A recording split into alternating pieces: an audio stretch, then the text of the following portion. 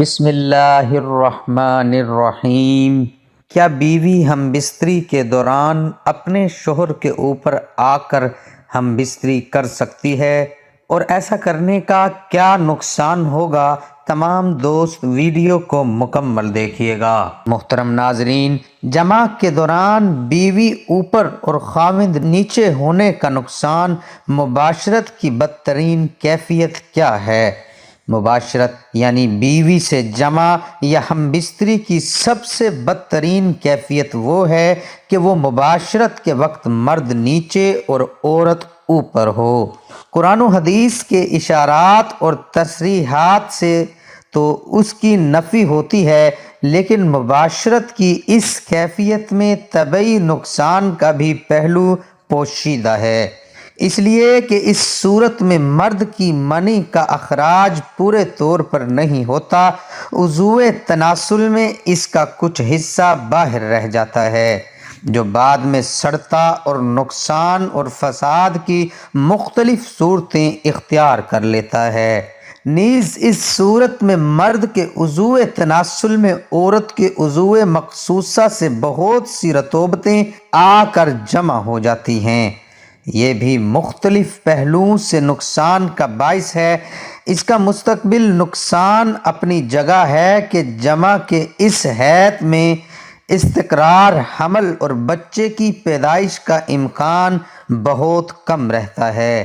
کہا جاتا ہے کہ مباشرت کی یہ صورت وہ عورتیں اختیار کرتی ہیں جن کا جنسی جوش و جذبہ نوجوانوں کے غیر معمولی طور پر بڑھا ہوا ہوتا ہے۔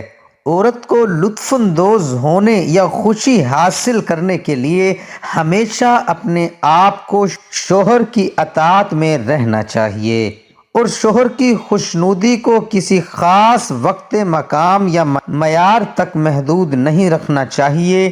وہ کہتے ہیں کہ اگر کوئی بیوی ایسا نہیں کرتی یا اپنے شوہر کی اجازت کے بغیر گھر سے چلی جاتی ہے یا اپنے شوہر سے اختلاف رائے رکھتی ہے تو کامل اسلامی فقہ کے مطابق شوہر اسے جو نانے نقطہ دینے کا پابند ہے وہ اس پابندی سے مستثنی ہو جائے گا۔ فقیہی کے مطابق دیگر وجوہات کے علاوہ مرد دوسری شادی صرف پہلی بیوی کے نافرمان ہونے کی صورت میں بھی کر سکتا ہے۔ شوہر کی دوبارہ شادی کرنے کی ایک وجہ بیوی کی نافرمانی بھی ہو سکتی ہے۔ محترم ناظرین، کیا عورت کا جسم ہمیشہ جنسی تعلق قائم کرنے کے لیے تیار ہوتا ہے؟ خواتین کے حقوق کی سرگرم کارکن اور برطانیہ میں بطور ماہر اطفال کام کرنے والی ڈاکٹر ایوڈ ڈیہار کہتی ہیں کہ بچوں کو اپنا دودھ پلانے والی ماؤں کے لیے بچوں میں کم وقفہ رکھنا ان کی صحت کے لیے ناقابل تلافی نقصان کا باعث بنتا ہے۔ انہوں نے بتایا کہ انتہائی مختصر وقفوں سے خواتین میں حمل ٹھہرنا نہ صرف ان میں خون کی کمی کا باعث بنتا ہے بلکہ دائمی جسمانی کمزوری کا بھی، کیونکہ حمل کے دوران اور بعد ازاں بچے کی پیدائش کے وقت ماں اپنے جسم میں موجود توانائی کا تمام ذخیرہ صرف کر بیٹھتی ہے۔ وہ کہتی ہے کہ بچے کی ولادت کے بعد کسی عورت کے جسم کو معمول میں آنے میں 6 سے 8 ہفتوں کا وقت درکار ہوتا ہے اور سی سیکشن یعنی بڑے آپریشن ہونے کی صورت میں زچہ کے شفا یاب ہونے کے عمل میں اس سے کہیں زیادہ وقت درکار ہوتا ہے۔ خواتین کے جسمانی لحاظ سے مختلف افعال ہوتے ہیں۔ خواتین کے ہارمونز حیض کے دوران اتار چڑھاؤ کا شکار رہتے ہیں۔ ان کا کہنا ہے کہ ہارمونز میں یہ ماہانہ بنیادوں پر ہونے والا اتار چڑھاؤ افسردگی، تھکاوٹ اور جسم میں کم ہوتی توانائی کا سبب بن سکتا ہے، اور ایسی صورت میں خواتین جنسی طور پر تذبذب کا شکار ہو جاتی ہیں اور ان کی جنسی خواہش کم یا زیادہ ہو سکتی ہے۔ لہٰذا اگر شوہر اپنی اہلیہ کے جسم اور رویے میں ہونے والی ان تبدیلیوں کو بروقت سمجھ پائے تو وہ اپنی شریک حیات کے ساتھ بہتر جنسی تعلقات قائم کر سکتا ہے۔ خواتین کے جسم میں ہارمونز کے عدم استحکام کا مطلب یہ ہے کہ وہ ہمیشہ جنسی تعلقات کے قائم کرنے کے لیے دستیاب یا تیار نہیں ہو سکتی۔ یا بیوی کے ساتھ جبری ہم بستری جنسی زیادتی نہیں، لڑکی ابھی 20 سال کی بھی نہیں ہوئی تھی جب ان کی شادی کر دی گئی۔ وہ عمر میں اپنے شوہر سے کافی چھوٹی تھی۔ ان کو گھر سے یہ تاکید کر کے بھیجا گیا تھا کہ شوہر کو نہ کہنا مذہب اور معاشرے میں جائز نہیں۔ وہ کہتی ہے کہ انہوں نے اسی مشورے پر عمل پیرا ہونے میں ہی عافیت سمجھی، لیکن مسئلہ تب پیدا ہوا جب ان کے شوہر جو کہ بالغ فلموں کے شیدائی تھے وہی سب کچھ ان کے ساتھ کرنا چاہتے تھے۔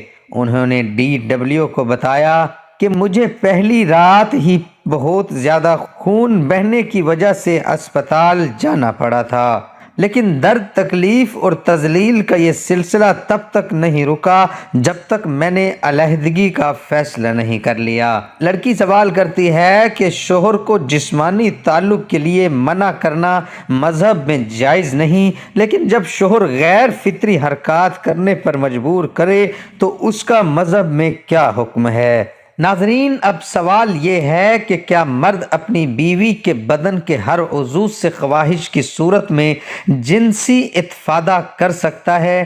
حتیٰ جبر و زبردستی سے تمکین متعلق، یعنی مرد غیر اخلاقی یا شدید مکروہ کام انجام دینے یا اپنی بیوی کو تکلیف پہنچانے والے کام انجام دینے پر اسے مجبور کرے، بلکہ تمکین متعلق کے معنی یہ ہیں کہ مرد جب بھی چاہے اپنی بیوی سے لذت اٹھانے کے لیے متعارف اور صحیح طریقے سے استفادہ کر سکتا ہے، اگر اس کی بیوی کے لیے شرعی اور عقلی طور پر کوئی رکاوٹ نہ ہو تو اسے تمکین یعنی اطاعت و فرما برداری کرنا ضروری ہے۔